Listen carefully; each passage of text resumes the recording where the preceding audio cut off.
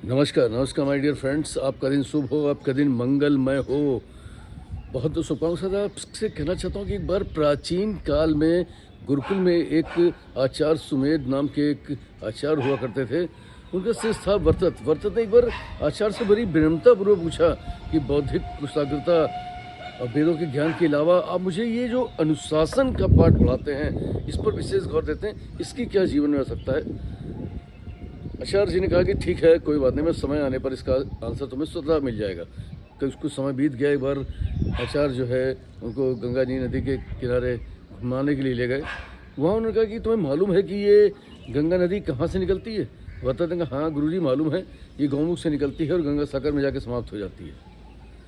उसकी लहरें देख करके सब मंत्रमुग्ध थे, बड़े आनंदित थे। प्रातः का समय था। उन्होंने कहा अच्छा तो ये बताइए कि अगर ये जो दोनों किनारे हैं गंगा जी के, ये अगर दोनों किनारे ना होते तो क्या ये इतना लंबा सफ़र तय कर सकती थी।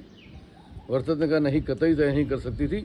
अगर ये इनके दोनों किनारे न होते तो इसका पानी चारों ओर बिखर जाता और इस जल से जो लोगों को लाभ होना है, तटवर्ती क्षेत्र में रहने वाले लोगों को, उनको लाभ न मिलता और उल्टा उनका नुकसान हो सकता था। तो उन्होंने कहा बस यही आंसर था, यही उस प्रश्न का उत्तर था जो तुमने उस दिन पूछा था।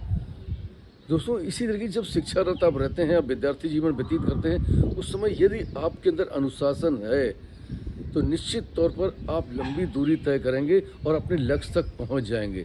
लेकिन अगर हमारे जीवन में अनुशासन की कमी आ गई, अनुशासन नहीं है, तो ये आप मान के चलिए कि हम अपने लक्ष्य तक कभी नहीं पहुंच पाएंगे और अपनी जो शक्ति है, जो हमारी ऊर्जा है, उसका प्रॉपर इस्तेमाल भी नहीं कर पाएंगे।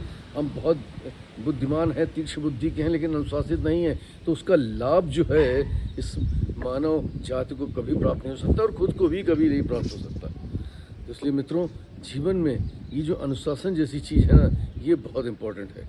और जिसने अनुशासन में रहकर अपने जीवन को ढाला है, निश्चित तौर पर उसने लक्ष्य की प्राप्ति करी है और इस समाज के अंदर अपनी ख्याति भी प्राप्त करी है। दोस्तों कभी भी जीवन में इस चीज़ को अपने पास से नज़रअंदाज न रखें। आप देखिएगा आपका जीवन कितना सुगम हो जाएगा।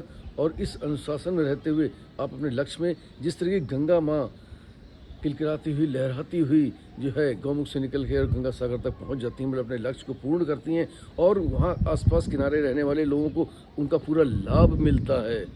इसी तरह की जब आप अनुशासन में रहते हैं तो आपकी बौद्धिक क्षमताओं से, आपके जीवन से भी लोगों को बहुत लाभ मिलता है और आपका जीवन भी बहुत सुखमय और सुदृढ़ हो जाता है। Wish you all the best. Thank you very much everybody. I love you all. फिर मिलूंगा किसी प्यारी कहानी थर्ड के साथ आपका दोस्त। नमस्कार।